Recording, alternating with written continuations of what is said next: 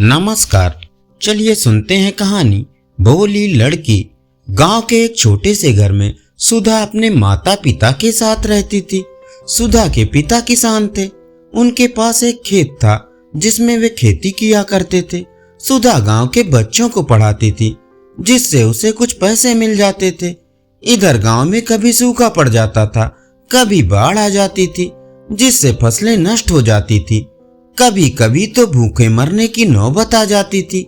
ऐसे में सुधा अपने परिवार को लेकर बहुत परेशान रहती थी। इधर उसके माता पिता उसकी शादी को लेकर बहुत परेशान रहते थे। सुधा की एक सहेली थी सपना। वह अच्छे संपन्न परिवार से थी। उसके पिता ने उसे पढ़ने के लिए शहर भेज दिया। एक बार सपना छुट्टियों में गांव आई।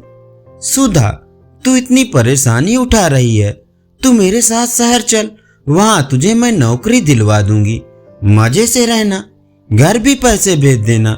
सुधा ने ध्यान से उसकी बात सुनी। बात उसे समझ में आ रही थी। वैसे भी वह दिन रात परेशान रहती थी कि अपने परिवार की मदद कैसे करे। सुधा बोली, ठीक है, मैं पिताजी से बात करके देखती हूँ। इस पर सपना ने कहा, अरे तू चिंता मत कर, मैं अपने पापा से कह दूंगी, वे चाचा से बात कर लेंगे। तू मेरे साथ रहेगी तो किसी को तेरी फिक्र भी नहीं होगी।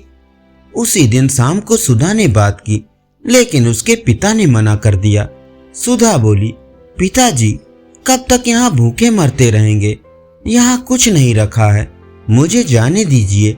अगर अच्छी सी नौकरी लग गई तो मैं आपको भी बुला लूंगी।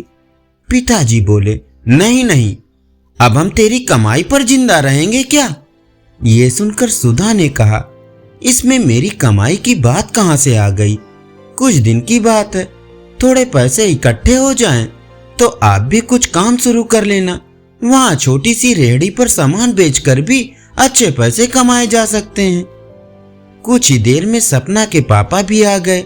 वे पढ़े लिखे समझदार आदमी थे। उन्होंने सुधा के माता पिता को समझाया तो वे सुधा को शहर भेजने के लिए राजी हो गए। एक सप्ताह बाद दोनों सहेलियां शहर आ गई। सुधा ने कुछ पैसे जोड़ रखे थे जिससे कुछ दिन काम चल गया। इसी बीच सुधा को एक नौकरी मिल गई। वह ऑफिस जाने लगी। पढ़ी लिखी तो वह थी, लेकिन शहर के तौर तरीके उसे नहीं आते थे, इसलिए वो हमेशा चुपचाप अपने काम में लगी रहती थी। सुधा का ऑफिस और घर, जिसमें सुधा सपना के साथ रहती थी, बहुत दूर था। बस से जाने आने में उसे 2 घंटे लग जाते थे। शाम को ऑफिस से निकलकर घर आते आते उसे रात हो जाती थी। रात को आवारा लड़के इधर उधर घूमते थे, जिनसे बचते बचाते वह घर पहुंचती थी। एक दिन सुधा ऑफिस के बाद बस स्टैंड की ओर जा रही थी। तभी पीछे से एक बाइक पर महेश उसके पास आकर रुका। महेश उसके ही ऑफिस में काम करता था और कभी कभी काम में सुधा की मदद भी कर दिया करता था। वो बोला, सुधा, घर जा रही हो, लेकिन आज तो बसों की हड़ताल है। दोपहर को यहाँ बस से किसी का एक्सीडेंट हो गया था। पब्लिक ने बस फूंक दी, तब से सारे बस वाले हड़ताल पर चले गए हैं। ये सुनकर सुधा डर गई। अब वह घर कैसे जाएगी? वो इधर उधर ऑटो ढूंढने लगी, लेकिन जो भी ऑटो आ रहा था वह पहले से भरा हुआ था। तब महेश ने कहा, सुधा, बैठो, मैं तुम्हें घर छोड़ देता हूँ। बस ना होने के कारण ऑटो पहले से ही भरे आ रहे हैं। सुधा डरते डरते महेश की बाइक पर बैठ गई। कुछ ही देर में दोनों घर पहुंच गए। सुधा ने महेश से कहा, आपका बहुत बहुत धन्यवाद। आज आप नहीं होते तो पता नहीं क्या होता। महेश बोला, मैं यहाँ पास में ही रहता हूँ और रोज इसी रास्ते से आता जाता हूँ। अगर तुम्हें बुरा ना लगे तो मेरे साथ चला करो। जाना तो हमें एक ही जगह है, फिर बसों में धक्के खाने का क्या फायदा? सुधा झेपते हुए बोली, नहीं, आप क्यों परेशान हो रहे हैं, मैं चली जाऊंगी। महेश ने मुस्कुराते हुए कहा, अच्छा बाबा, तुम्हारा आत्मसम्मान आड़े आ रहा है तो कभी कभी बाइक में पेट्रोल भरवा देना या कभी कभी चाय पिला देना। फिर उसने सीरियस होते हुए कहा, देखो, सुबह की तो कोई बात नहीं, लेकिन रात को यहाँ गुंडागर्दी शुरू हो जाती है। अनजान शहर हो, तुम अकेली हो, अपनी सेफ्टी के बारे में सोचो। सुधा हाँ कर देती है और मुड़कर अपने फ्लैट की ओर चल देती है। रात को सुधा सपना को सारी बातें बताती है तो सपना कहती है, सुधा अपने गांव की सोच से बाहर निकल, दुनिया देख, अच्छा खासा दोस्त मिल रहा है। शहर में ये सब आम बात है, यहाँ कोई टोकने थोड़े आ रहा है। अगले दिन से सुधा महेश के साथ ऑफिस जाने लगी। धीरे धीरे उनकी नजदीकियां बढ़ने लगी। दोनों को एक दूसरे का साथ अच्छा लगने लगा। ऑफिस से निकलकर दोनों इधर उधर घूमते, साथ में कॉफी पीते, बातें करते। फिर मैं सुधा को घर छोड़ देता था। समय जैसे पंख लगाकर उड़ रहा था। एक दिन सुधा जब घर पहुंची तो देखा उसके पिताजी बैठे थे। अरे पिताजी, आप कब आए? पिताजी बोले, बस बेटा, तुझे बहुत समय से देखा नहीं था इसलिए चला आया। कैसी है तू और इतनी देर से घर आती है? सुधा को लगा जैसे उसकी चोरी पकड़ी गई। वो बोली, बाबा, शहर में ऐसा ही होता है, नौकरी में बहुत काम करना पड़ता है, आते आते रात हो जाती है। पिताजी ने चिंता जताते हुए कहा, बेटा देख ले, नहीं तो घर चल, वहां भी तो खर्चा चल ही रहा था। तुझे परेशान देखकर बहुत तकलीफ होती है। तेरी माँ भी बहुत परेशान रहती है। ये सुनकर सुधा सकपका गई और बोली, नहीं पिताजी, आप परेशान ना हो, मैं मजे में हूं। यहाँ रहना मुझे बहुत अच्छा लग रहा है और मैंने काफी पैसे जोड़ भी लिए हैं। कल मैं बैंक से निकाल कर आपको दे दूंगी, आप ले जाना। ये सुनकर उसके पिताजी बोले, नहीं बेटा, हम तेरी कमाई कैसे ले सकते हैं, तू अपने पास ही रख, पर जब भी तू परेशान हो घर आ जाना। अगले दिन सुबह होते ही उसके पिता गांव चले गए। उस दिन सुधा को थोड़ा डर लग रहा था कि कहीं उसकी चोरी पकड़ी ना जाए, क्योंकि वह महेश के प्यार में पड़ चुकी थी और गांव में यह सब बहुत बुरा माना जाता है। महेश उसे लेने आया तो वह उसके साथ ऑफिस के लिए निकल गई। रास्ते में उसने सारी बात बता दी। वो महेश से कुछ नहीं छुपाना चाहती थी। ये सुनकर महेश हंसने लगा और बोला, पगली, बस इतनी सी बात में इतना डरने की क्या बात है? हम एक दूसरे से प्यार करते हैं, कोई गुनाह नहीं करते। मैं कुछ दिनों में गांव जाकर तुम्हारे माता पिता से मिल लूंगा। सुधा बोली, नहीं नहीं, ऐसा मत करना, पहले मौका देखकर मैं बात करूंगी। इसी तरह समय पंख लगाकर उड़ रहा था। महेश के साथ रहते रहते सुधा के तौर तरीके बदल गए थे। अब वह गांव की भोली सी लड़की नहीं, शहर की तेज तर्राक लड़की बन चुकी थी। सुधा ने काफी पैसे इकट्ठे कर लिए थे। इस बार उसने सोचा, क्यों ना दिवाली पर माँ पिताजी से मिलाऊं। वो ऑफिस से छुट्टी लेकर गांव के लिए निकल गई। माँ पिताजी के लिए उसने कपड़े खरीदे, शहर से बढ़िया सी मिठाई ली और गांव पहुंच गई। अचानक बेटी को देखकर सुधा की माँ बहुत खुश हुई। उनकी आंखों से आंसू बहने लगे। दोनों माँ बेटी घंटों बातें करती रही। फिर उसकी माँ उसकी पसंद का खाना बनाने चली गई। शाम तक उसके पिताजी भी खेत से आ गए थे। सुधा को देखकर वे बहुत खुश हुए, लेकिन जैसे जैसे सुधा उनसे बात कर रही थी, उन्हें एहसास हो रहा था कि ये वो सुधा नहीं जो गांव से शहर गई थी। अब वो केवल पैसों की बातें करती थी, शहर की चमक दमक की बातें करती थी। उसे अब उसके माता पिता बेकार नजर आ रहे थे। सुधा के पिता उसकी बातों को सुनकर असहज महसूस कर रहे थे। 2 दिन बाद दिवाली थी। सबने मिलकर दिवाली मनाई, लेकिन सुधा के पिता अपनी बेटी के व्यवहार से खुश नहीं थे। उन्हें लग रहा था कि अब वह उनकी बेटी नहीं रही। दिवाली के अगले दिन सुधा अपनी माँ के साथ बैठी थी। माँ, कल मैं चली जाऊंगी, मेरी छुट्टी खत्म हो रही है, आपसे एक बात करनी थी। माँ, मैं एक लड़के से प्यार करती हूँ, हम दोनों शादी करना चाहते हैं, आप पिताजी से बात कर लीजिए। बेटी, ये तू क्या कह रही है? तेरे पिताजी सुनेंगे तो बहुत गुस्सा करेंगे। ये सुनकर सुधा बोली, माँ, ये सत्य है, आप दोनों को मानना ही पड़ेगा। अब मैं किसी गांव के लड़के से शादी करके यहाँ तो रह नहीं सकती।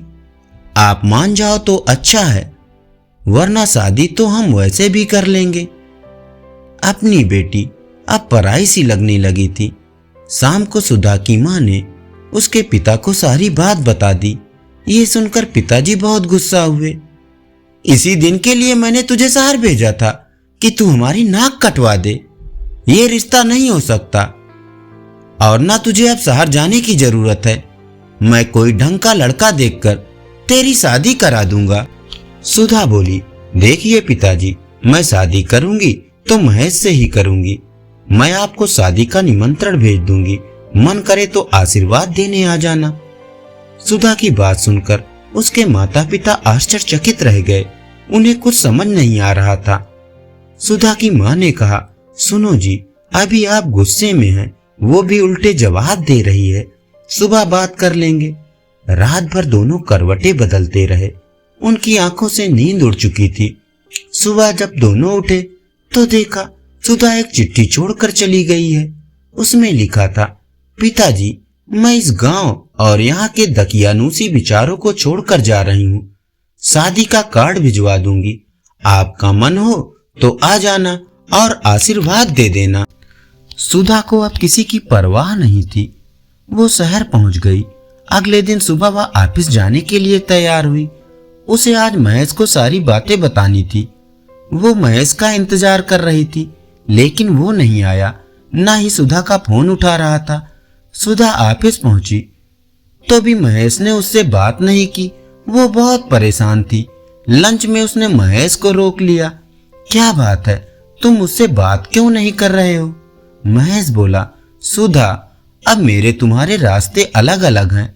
मैंने शादी का फैसला कर लिया है। मेरा रिश्ता पक्का हो गया है। ये सुनकर सुधा के पैरों तले जमीन खिसक गई। ये तुम क्या कह रहे हो? हम दोनों शादी करने वाले थे। महेश ने कहा, मैंने अपने पापा से बात की थी, लेकिन वो नहीं माने और मेरा जिस जगह रिश्ता पक्का किया है वे करोड़पति हैं। उनकी इकलौती लड़की है। मैं तो इस ऑफिस से रिजाइन दे रहा हूँ। शादी के बाद मुझे ही उनका सारा बिजनेस संभालना है और तुमसे शादी करके मुझे क्या मिलता? हम दोनों जिंदगी भर इसी ऑफिस में घिसते रहते, एक एक चीज के लिए तरसते रहते। हो सके तो मुझे भूल जाओ। सुधा वहां से उठकर सीधे अपने बॉस के केबिन में गई और बोली, सर, मेरी तबीयत ठीक नहीं है, मुझे हाफ डे चाहिए। उसके बॉस ने उसे छुट्टी दे दी। वह अपना बैग उठाकर ऑटो लेकर अपने फ्लैट पर आ गई। आते ही बिस्तर पर लेट गई। उसकी आंखों से आंसू बह रहे थे। मेरे साथ ठीक ही हुआ। मैंने अपने माता पिता को धोखा दिया, बदले में मुझे तो धोखा मिलना ही था। अब किस मुंह से गांव जाऊं? मन कर रहा है आत्महत्या कर लूं। शाम को उसने सपना को सारी बात बता दी। सपना समझ गई कि परिस्थिति बहुत नाजुक है। सुधा कुछ गलत कदम ना उठा ले, इसलिए उसने कहा, माता पिता आखिर माता पिता ही होते हैं, वे तुझे माफ कर देंगे। कल सुबह हम दोनों गांव चलेंगे। सुधा मना करती रही, लेकिन सपना उसे लेकर गांव पहुंच गई। घर पहुंचते पहुंचते शाम हो गई थी। सुधा सपना के साथ अपने घर पहुंची। आंगन में उसके माता पिता एक चारपाई पर बैठे थे। सुधा जाते ही अपने पिता के पैरों पर गिर गई। पिताजी, मुझे माफ कर दीजिए, मुझसे बहुत बड़ी गलती हो गई। मैंने आपके सपनों को तोड़ा, आपको धोखा दिया। उससे बड़ा धोखा मुझे भी मिला। अब मैं कभी शहर नहीं जाऊंगी। जहां आप मेरी शादी करेंगे मैं कर लूंगी। सुधा के पिता ने उसे उठाया और गले से लगा लिया। बेटा, सब भूल जा, जो बीत गया उस पर पछतावा करने की जरूरत नहीं। मेरी बेटी मुझे वापस मिल गई, इससे बड़ी कोई बात नहीं। इस तरह गांव की भोली लड़की अपने घर वापस आ गई। धन्यवाद। चलिए सुनते हैं अधूरी प्रेम कहानी। अपने अच्छे दिनों में एक दूसरे से प्यार करने वाले प्रशांत और सौम्या आज एक दूसरे से बहस कर रहे थे। दोनों अपने आप को सही साबित करना चाहते थे। मेरे प्यार को तुम गलत समझ रहे हो प्रशांत। सौम्या गुस्से में कहा, जिसे सुनकर प्रशांत का गुस्सा और ज्यादा भड़क गया था। प्रशांत ने अपने गुस्से को दबाते हुए कहा, सौम्या, मैं तुम्हारे प्यार पर शक नहीं कर रहा हूं, लेकिन मैं तुमसे कुछ समय मांग रहा हूं ताकि मैं जीवन में वही मुकाम पा सकूं जिसे देखकर तुमने मुझसे प्यार किया था। सौम्या बोली, पता नहीं तुम कब तक उस मुकाम पर पहुंचोगे। मेरे घर वाले मेरी शादी करना चाहते हैं, मैं क्या कर सकती हूं। आज से करीब 2 साल पहले प्रशांत जिस कंपनी में मैनेजर था, वहां सौम्या एक छोटी सी नौकरी के लिए इंटरव्यू देने आई थी। प्रशांत ने उसकी क्वालिफिकेशन देखकर उसे नौकरी पर रख लिया। सौम्या के पास कोई एक्सपीरियंस नहीं था, लेकिन फिर भी प्रशांत ने उसे रखा और धीरे धीरे वह काम सीख गई। कुछ समय बाद सौम्या का प्रमोशन हो गया, जिसके लिए वह प्रशांत का एहसान मानती थी। अपने घर पर भी प्रशांत की बहुत तारीफ करती थी। उसकी बातों को सुनकर एक दिन उसकी मम्मी सुशीला जी ने सौम्या से पूछा, कहीं तुम दोनों एक दूसरे को पसंद तो नहीं करते? अगर तुम दोनों में ऐसा कुछ है तो मुझे बता दो। नहीं मम्मी, आप कैसी बातें करती हो? कहाँ वो और कहाँ मैं? मेरी उनसे कोई बराबरी नहीं है। मेरे जैसे करीब 200 एम्प्लाई वो संभालते हैं। ये कहकर सौम्या अपने कमरे में चली गई। सौम्या को रात भर नींद नहीं आई। उसके मन में तरह तरह के सवाल उठ रहे थे। कहीं मम्मी की बात सच तो नहीं? क्या पता वो मुझसे प्यार करते हों। इसी उधेड़बुन में रात बीत गई। सुबह जब सौम्या ऑफिस पहुंची तो प्रशांत ने कहा, सौम्या, आज तुम्हें मेरे साथ मीटिंग के लिए चलना है। कुछ ही देर में सौम्या और प्रशांत दोनों एक कैफे में पहुंच गए। प्रशांत किसी से फोन पर बात कर रहा था। कुछ देर बाद प्रशांत ने फोन काट दिया और दोनों के लिए कॉफी ऑर्डर कर दी। कॉफी पीते पीते प्रशांत ने कहा, सौम्या, मैं तुमसे प्यार करता हूं। क्या तुम मेरी लाइफ पार्टनर बनोगी? सौम्या को अचानक झटका लगा, जैसे वो किसी नींद से जागी हो। उसे समझ नहीं आ रहा था कि कैसे रिएक्ट करे। ये आप क्या कह रहे हैं सर? आप कहाँ और मैं कहाँ? प्रशांत बोला, मैं माफी चाहता हूं, लेकिन आज कोई मीटिंग नहीं थी। मैं काफी दिनों से तुमसे ये बात करना चाहता था, लेकिन हिम्मत नहीं हो रही थी। अगर तुम्हें बुरा लगा हो तो हम इस बारे में आगे बात नहीं करेंगे। सौम्या बोली, सर ऐसी बात नहीं है, मुझे कुछ समय दीजिए। अचानक इतना बड़ा फैसला मैं कैसे ले सकती हूँ? प्रशांत ने आगे कहना शुरू किया, सौम्या, तुम अपना समय लो, लेकिन एक बात याद रखना कि अगर तुम मना भी करोगी तो हमारी दोस्ती पर उसका कोई असर नहीं पड़ेगा, ना ही हमारे काम पर। सौम्या उठकर चली जाती है। उसे कुछ समझ में नहीं आ रहा था। एक तरफ उसे ऐसा लग रहा था जैसे उसका रात का सपना सच हो रहा था, दूसरी ओर उसे लग रहा था इतनी बड़ी पोस्ट पर होने के बाद भी भला वो क्यों उससे शादी करेंगे। उनके लिए लड़कियां पलके बिछाए बैठी होंगी। सौम्या 2 दिन ऑफिस नहीं गई। उसका मन किसी काम में नहीं लग रहा था।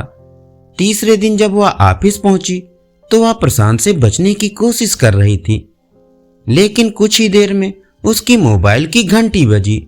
देखा तो प्रशांत का फोन था। सौम्या ने फोन सुना तो प्रशांत ने उसे अपने केबिन में बुला लिया।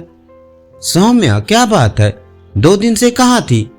तुमने क्या फैसला किया? मैं पिछले 2 दिन से बहुत परेशान था। आज तो अपना फैसला बता ही दो। सौम्या बोली, सर, आपके और मेरे स्टेटस में बहुत फर्क है, यह आप अच्छे से जानते हैं। ऐसे में मुझे कुछ समझ नहीं आ रहा कि मैं क्या करूं। प्रशांत यह सुनकर हंसने लगा, तुम भी कमाल करती हो, बस इतनी सी बात, मुझे इस सबसे कोई फर्क नहीं पड़ता। ये सुनकर सौम्या ने हाँ में सिर हिला दिया। अब दोनों ऑफिस के बाद मिलने लगे, ढेर सारी प्लानिंग करने लगे, जैसे शादी के बाद कहाँ घूमने जाएंगे, घर के पर्दे कैसे होंगे, शादी में किस किस को बुलाया जाएगा। कुछ दिन बाद दोनों ने अपने अपने परिवार वालों को एक दूसरे से मिलवा दिया। दोनों परिवारों में खुशी का माहौल था। शादी के कुछ ही दिन रह गए थे, तभी एक प्रोजेक्ट को लेकर प्रशांत और मैनेजमेंट में बहस हो गई। प्रशांत को नौकरी छोड़नी पड़ी। उस दिन सौम्या और प्रशांत दोनों बहुत देर तक एक दूसरे के आंसू पोंछते रहे। इस बात को 15 दिन बीत गए। प्रशांत ने कई दूसरी कंपनी में आवेदन किया, लेकिन कहीं भी बात नहीं बनी। 1 महीने तक तो प्रशांत और सौम्या दोनों शाम को उसी जगह मिलते थे, लेकिन धीरे धीरे सौम्या का आना कम हो गया। कई बार तो प्रशांत बैठा बैठा उसका इंतजार करता रहता था, लेकिन सौम्या आना तो दूर, फोन भी नहीं उठाती थी। आज के दिन सौम्या ने प्रशांत को साफ बता दिया था कि वह प्रशांत को छोड़कर जाना चाहती है। प्रशांत बोला, सौम्या, मैंने तो कभी तुम्हारी पोजीशन को अपने आड़े नहीं आने दिया। आज मेरी नौकरी चली गई तो तुम मुझसे किनारा करने की सोच रही हो। सौम्या उठकर चली जाती है। उसने इतना ही कहा, प्रशांत, मुझे नहीं लगता कि तुम अब तरक्की कर पाओगे। फिर मेरे घर वाले अगर मेरे फ्यूचर के लिए प्लान बना रहे हैं तो मैं उन्हें कैसे मना कर सकती हूँ। ये कहकर सौम्या उठकर चली गई। प्रशांत चुपचाप अपने घर आया और अपने कमरे में जाकर बहुत देर तक रोता रहा। सौम्या उसकी जिंदगी से जा चुकी थी। उसे उससे बहुत नफरत हो गई थी। कुछ दिन बाद प्रशांत सब कुछ भूलकर नौकरी खोजने लगा। कुछ ही दिनों में उसे एक कंपनी में मैनेजर की नौकरी मिल गई। यह कंपनी पहली कंपनी से बड़ी थी। प्रशांत की सैलरी डबल हो चुकी थी। कुछ दिनों में यह खबर सौम्या को मिल गई। वह अपने किए पर बहुत शर्मिंदा थी। उसकी मम्मी ने कहा, अरे तू एक बार जाकर माफी मांग ले, क्या पता वह मान जाए। वैसे भी वह तुझ पर लट्टू था। एक दिन सौम्या बिना बताए प्रशांत से मिलने पहुंच गई। उसे देखकर प्रशांत ने कहा, देखा सौम्या, अब मैं पहले से भी बड़ी कंपनी में आ गया और मेरी सैलरी डबल हो गई है, लेकिन अब मेरे दिल में तुम्हारे लिए कोई जगह नहीं है, चली जाओ यहां से। सौम्या चुपचाप उसके केबिन से बाहर आ गई।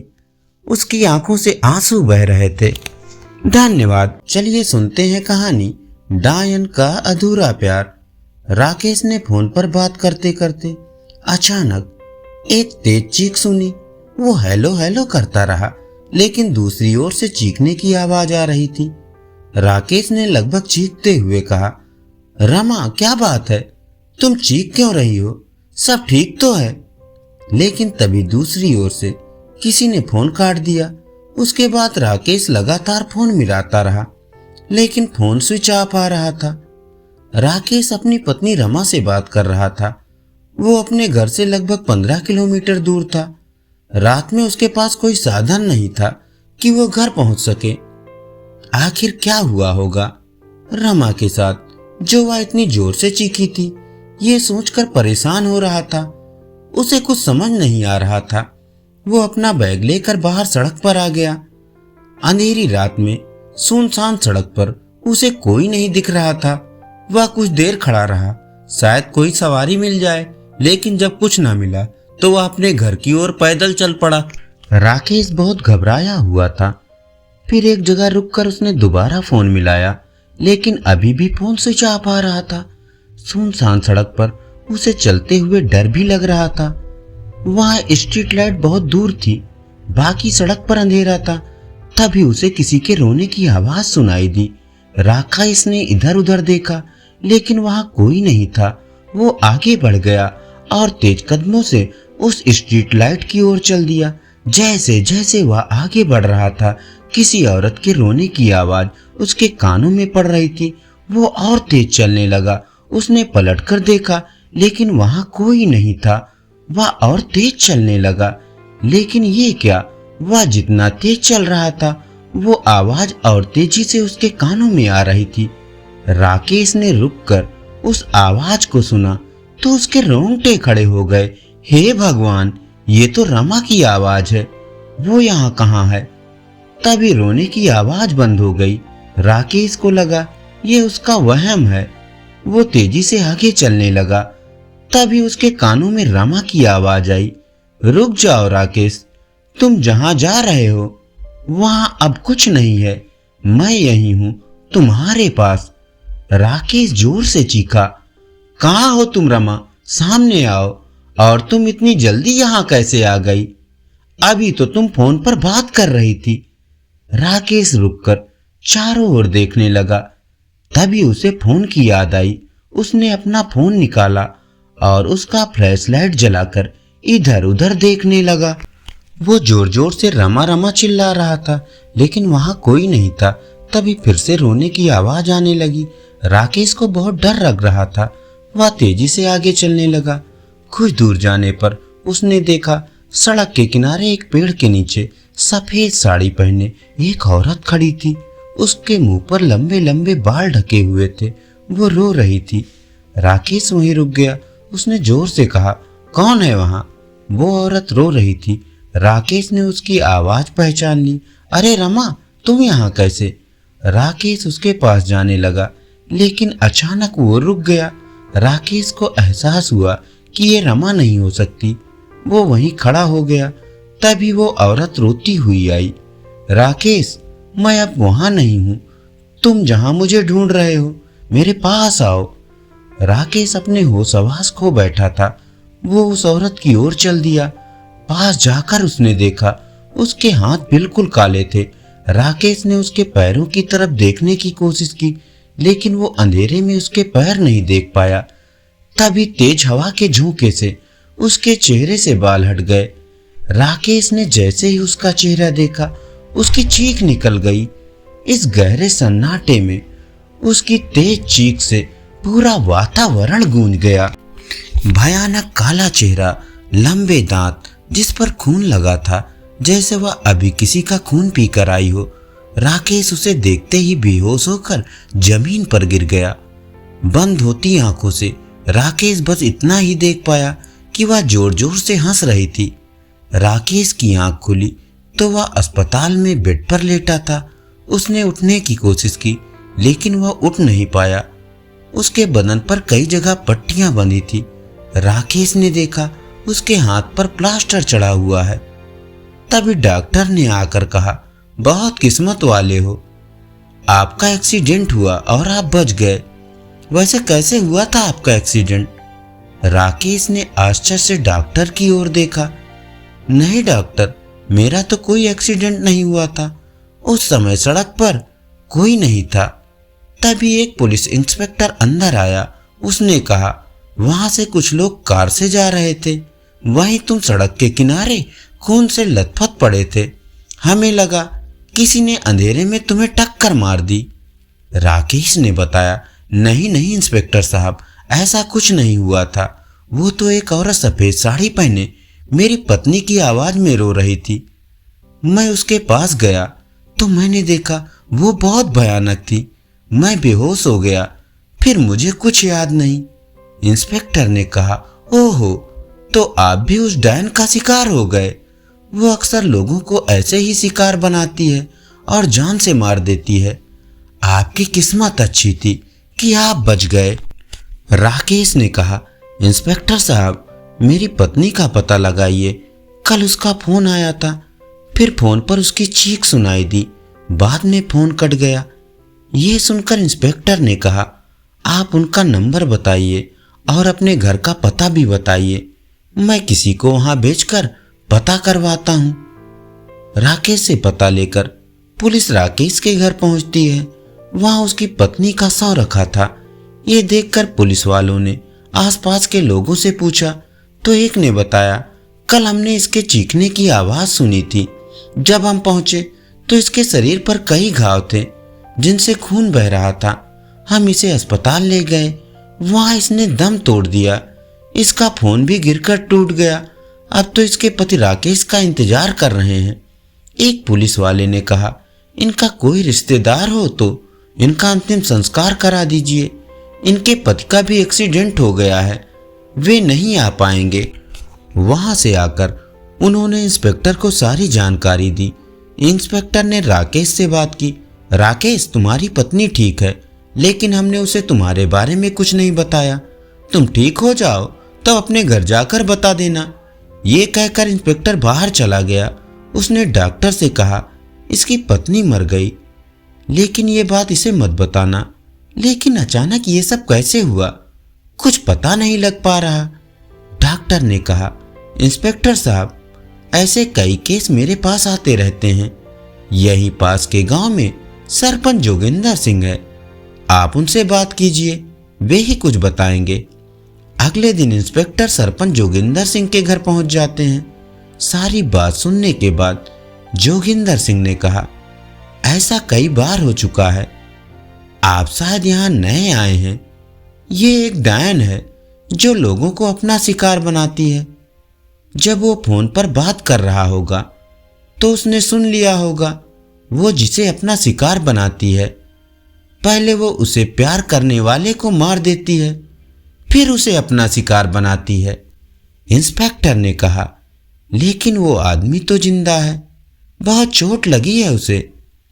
जोगिंदर सिंह ने कहा, किस्मत अच्छी थी जो वो बच गया। जब वो उसे मारने वाली होगी तभी वहां से लोग गुजर रहे होंगे और उसे अस्पताल ले गए होंगे। कुछ ही दिन में राकेश चलने फिरने लायक हो गया। इंस्पेक्टर उसे अपनी गाड़ी पर बिठाकर उसके घर ले गया। पत्नी का मौत का पता लगते ही राकेश फूट फूट कर रोने लगा। इंस्पेक्टर साहब, आपने मुझसे झूठ बोला, मेरी रमा तो पहले ही जा चुकी थी। इंस्पेक्टर ने कहा, वो औरत जिसने तुम पर हमला किया वो एक डायन थी। मैंने उसके बारे में पता किया। जब वो जिंदा थी तो उसके प्रेमी ने उसे छोड़ दिया था, जिसके कारण उसने खुदकुशी कर ली। बाद में उसने अपने प्रेमी को भी मार डाला। तब से जब वह कहीं भी दो प्यार करने वालों के बारे में सुनती है, उन्हें मार देती है। तुमसे पहले भी कई केस हो चुके हैं। राकेश को गहरा सदमा लगा। वो अब सारे दिन घर बंद करके अंदर बैठा रहता था। रात में वो उस औरत को सपने में देखता था। एक दिन इंस्पेक्टर को पता लगा कि राकेश मर गया। जब वो वहां पहुंचा तो आसपास वालों ने बताया कि वह रात को उस औरत को दिखने का दावा करता था। वो उससे कहता था, मुझे भी मार दे। आज हमने देखा तो उसका घर खुला पड़ा था और उसकी लाश जमीन पर पड़ी थी। इंस्पेक्टर और जोगिंदर सिंह दोनों बात कर रहे थे। इंस्पेक्टर बोला, क्या कभी इस डायन के खौफ से यहाँ के लोगों को आज़ादी मिल पाएगी? जोगिंदर सिंह ने कहा, पता नहीं, हम तो बस लोगों को समझाते हैं कि रात होते ही अपने घर की खिड़की दरवाजे बंद कर लो और चुपचाप सो जाओ। किसी से बात मत करो, क्योंकि वह अपना शिकार किसी की बातें सुनकर ही करती है।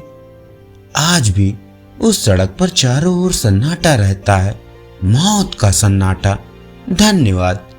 चलिए सुनते हैं कहानी घर। हमारा लड़का निकम्मा है, श्री कपूर अपनी पत्नी से कह रहे थे, लेकिन इसका भी ध्यान रख रहे थे कि लड़का सुन ना ले। वे बोले, न जाने ये बड़ा होकर क्या करेगा, पढ़ाई में बिल्कुल मन नहीं लगाता। सूरज के पिताजी व्यापारिक यात्रा से लौटे थे और अपने बेटे की स्कूल रिपोर्ट पहली बार देख रहे थे। रिपोर्ट में लिखा था, क्रिकेट में अच्छा, पढ़ाई में कमजोर, कक्षा में मन नहीं लगाता।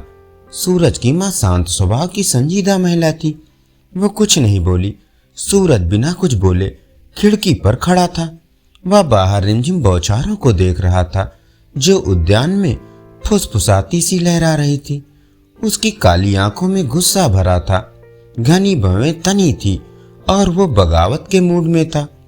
उसके पिताजी बोले जा रहे थे, अगर वो अच्छे नतीजे नहीं ला रहा तो उसकी पढ़ाई पर खर्च करने का क्या फायदा। वो घर आता है, 3 लड़कों के बराबर खाता है, पैसे लेता है और फिर दोस्तों के साथ बाहर आवारा गर्दी करने चला जाता है। श्री कपूर कुछ देर चुप रहे, ये सोचकर कि सूरज कुछ जवाब देगा और उन्हें फिर उसे डांटने डपटने का कारण मिल जाएगा। लेकिन सूरज को पता था कि उसकी खामोशी से पिताजी को और चिढ़ छूटेगी। वो अक्सर अपने पिताजी को चिढ़ते देख मजे लेता था। श्री कपूर आखिरकार बोले, अब मैं ये बर्दाश्त नहीं करूंगा। अगर बेटा तुम नहीं सुधरते तो घर से निकल जाओ। इस तरह सूरज से सीधे यह बात कहकर वो गुस्से में कमरे से बाहर निकल गए। सूरज कुछ देर खिड़की पर खड़ा रहा, फिर मुख्य दरवाजा खोलकर बाहर बारिश में निकल गया और दरवाजा जोर से बंद कर दिया। उसकी माँ का उसे पुकारने का मन हुआ, लेकिन वह चुप रही और मुड़कर रसोई में चली गई। रिमझिम बारिश में खड़े हुए सूरज ने मुड़कर घर की ओर देखा। मैं उनके बिना रह सकता हूँ। अगर वो चाहते हैं कि मैं घर लौटूं, तो वे इसके लिए मुझे आकर मनाएं। उसने हाथ अपनी जेब में डाले और सड़क पर चल पड़ा। उसे आज़ादी का एहसास हो रहा था। उसकी अंगुलियां एक परिचित करारी चीज को छुआ। ये 5 रुपए का नोट था। उसके पास बस इतने ही पैसे थे। उसने नोट को कसकर पकड़ लिया। वो इस पैसे से सिनेमा देखना चाहता था, लेकिन अब उसे कुछ ज्यादा जरूरी काम करने थे। उसे पक्का नहीं पता था कि ये जरूरी काम क्या होंगे, लेकिन उस वक्त वह गुस्से में था और उसका दिमाग व्यवहारिक रूप से नहीं सोच रहा था। वो बारिश से बेखबर मैदान में पहुंच गया। जब वो मैदान में पहुंचा तो सूरज निकल आया। हालांकि अभी तक रिमझिम बारिश हो रही थी, लेकिन लगता था कि सूरज ने फिर से उसका जोश बढ़ा दिया। उसे अपने दोस्त रंजी की याद आई। उसने कोई काम मिलने तक रंजी के घर रहने का फैसला किया। वह जानता था कि अगर कोई काम नहीं मिला तो वह ज्यादा समय तक घर से दूर नहीं रह सकेगा। उसने सोचा कि एक 13 साल के लड़के को क्या काम मिल सकता है। उसने घरों में अखबार डालने या बाजार में किसी छोटी सी चाय की दुकान में चाय लगाने की कल्पना नहीं की। इससे तो ग्राहक भरना कहीं बेहतर था। बारिश पूरी तरह थम गई। सूरज तेजी से मैदान पार कर एक एकांत सड़क पर चलता हुआ रंजी के घर पहुंच गया। गेट पर पहुंचकर उसका दिल बैठ गया। घर बंद था। सामने के दरवाजे पर ताला लगा था।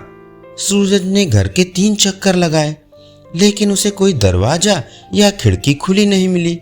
उसने सोचा कि शायद परिवार सुबह कहीं गया होगा, पिकनिक पर या जन्मदिन मनाने। दोपहर के खाने के लिए तो वापस आ ही जाएगा। उसका उत्साह फिर बढ़ने लगा। वह बाजार की तरफ सड़क पर लापरवाही से घूमने लगा। सूरज को बाजार बहुत अच्छा लगा। वहाँ अनेक तरह की ढेर सारी चीजें, बाजार की खुशबू और रंग के साथ साथ लाउड स्पीकर पर बजता संगीत उसे बहुत पसंद आया। धीरे धीरे चलता हुआ वो एक चाय पकौड़े की दुकान पर पहुंचा। दुकान के भीतर से आ रही भूख बढ़ा देने वाली खुशबू से वह ललचा गया, लेकिन उसने फैसला किया कि वो खाना रंजी के घर खाएगा और पैसे को किसी और चीज पर खर्च करेगा। वो खिलौनों की दुकान पर ग्लास केस में रखे बड़े पीले रंग के यो के पाने की लालच को रोक ना पाया। यह विभिन्न रंगों के कांच के टुकड़ों से बना था और सूरज की रोशनी में जगमगा रहा था। सूरज ने पूछा, कितने का है? दुकानदार ने कहा, 2 रुपए का, लेकिन तुम्हारे जैसे नियमित ग्राहक को मैं 1 रुपए में ही दे दूंगा। सूरज ने सोचा, ये जरूर पुराना होगा। फिर भी उसने 1 रुपए में वो यो खरीद लिया। उसने उसी वक्त उसे चलाना शुरू कर दिया। वो बाजार में यो को अपनी तर्जनी उंगली से ऊपर नीचे झुलाता चला जा रहा था। जेब में रखे बाकी 4 नोटों पर उंगलियां फेरते हुए उसे प्यास लगी। नल के पानी, फेनिल पे से नहीं बल्कि वनीला मिल्क शेक से उसकी प्यास बुझनी थी। उसने एक टेबल पर एक्स्ट्रा से मिल्क शेक पिया। उसकी नजर दीवार घड़ी पर गई। करीब 1 बज रहा था। अब तक रंजी और उसका परिवार लौट आया होगा। सूरज कुर्सी से सरका और उस ड्रिंक का पैसा दिया। अब उसके पास 2 रुपए बचे थे। वो मटर गश्ती करता हुआ बाजार की सड़क पर चला। उसके साथ चलने वाले योयो की आवाज उसे बड़ी तसल्ली दे रही थी। रंजी का घर अब भी बंद था। इसकी सूरज को उम्मीद नहीं थी। उसने शीघ्र ही घर के आसपास चक्कर लगाया, लेकिन उसमें पहले की तरह ताला लगा था। दूसरा चक्कर लगाते समय उसे एक माली मिला जिसकी उम्र 60 साल से ज्यादा रही होगी। उसने पूछा, सब लोग कहाँ गए? माली ने सूरज की ओर गौर से देखा और देखते हुए जवाब दिया, 1 हफ्ते के लिए दिल्ली गए हैं। क्यों, क्या कोई खास बात है? सूरज उस माली को पहले कभी नहीं देखा था, लेकिन उसने माली को बिना झिझक बता दिया, मैं घर से भागा हूँ, रंजी के यहाँ रहने वाला था, अब जाने के लिए कोई जगह नहीं है। बूढ़े माली ने कुछ देर सोच विचार किया। उसके चेहरे पर अखरोट जैसी झुर्रियां थी। उसके हाथ और पांव कठोर और फटे हुए थे, लेकिन उसकी आंखें चमकदार और काफी कुछ जवानों जैसी थी। वह अंशकालिक माली था जो सड़क पर बने अनेक घरों में काम करता था। शहर के इस हिस्से में बड़े बगीचे नहीं थे। उसने कहा, घर वापस क्यों नहीं चले जाते? सूरज ने कहा, अभी जाना बहुत जल्दी होगा, अभी तो मैं वास्तव में भागा ही नहीं हूँ। उन्हें पता तो चले कि मैं भाग गया हूँ, तब उन्हें दुख होगा। माली मुस्कुरा कर बोला, तुमने बेहतर योजना बनाई थी। क्या तुमने कुछ पैसे बचाए हैं? मेरे पास सुबह 5 रुपए थे, अब 2 रुपए बचे हैं। उसने योयो की तरफ देखकर पूछा, क्या तुम इसे खरीदोगे? माली बोला, मुझे इसे चलाना नहीं आता। सबसे अच्छी बात तो ये है कि तुम घर वापस चले जाओ, रंजी के लौटने का इंतजार करो और फिर घर से भागो। सूरज इस दिलचस्प सलाह पर गौर कर इस नतीजे पर पहुंचा कि बात में दम है, लेकिन उसने तुरंत फैसला नहीं किया। माता पिता को कुछ दुविधा में रखना अच्छा होगा। वो लौटकर मैदान के घास पर बैठ गया। बैठते ही उसे भूख लगने लगी। उसे इतनी तेज भूख पहले कभी नहीं लगी थी। तंदूरी चिकन और रसभरी चमकती मिठाइयों की तस्वीरें उसके सामने नाचने लगी। उसने सोचा कि क्या खिलौना बेचने वाला या योयो वापस ले लेगा, शायद आधी कीमत में ले ले। लेकिन उसे जितने खाने की जरूरत थी उतना ही योयो से लगाव भी। घर वापस जाने के सिवा कोई और रास्ता नहीं था। उसे भरोसा था कि माँ तो अब तक परेशान हो ही गई होगी। पिताजी चिंता में बरामदे में चहलकदमी करते हुए बार बार घड़ी देख रहे होंगे। उनके लिए ये एक सबक होगा। वो घर इस तरह जाएगा मानो कि उन पर एहसान कर रहा हो। उसे पूरी उम्मीद थी कि उन्होंने उसका दोपहर का भोजन रख दिया होगा। सूरज बैठक के कमरे में गया और योयो को सोफे पर पटक दिया। श्री कपूर अपने पसंदीदा सोफे पर बैठे दफ्तर जाने से पहले अखबार पढ़ रहे थे। सूरज के कमरे में आने पर वो कुछ देर खड़े हुए और बोले, तुम देर से आए हो। इतना कहकर वो फिर अखबार पढ़ने लगे। सूरज रसोई में गया जहां माँ भी थी और खाना भी था। वो उससे कुछ नहीं बोली, लेकिन मन ही मन मुस्कुरा रही थी। उन्होंने पूछा, भूख लगी है बेटा? सूरज ने कहा, नहीं, और थाली लेकर खाने पर पिल पड़ा। जब वह बैठक के कमरे में लौटा तो पिताजी को योयो से खेलने की कोशिश करते देख आश्चर्य में पड़ गया। श्री कपूर ने पूछा, तुम इस घामर चीज को कैसे चलाते हो? सूरज ने जवाब नहीं दिया। वह पिताजी के अनाड़ीपन को देखकर खड़े खड़े मजा लेता रहा।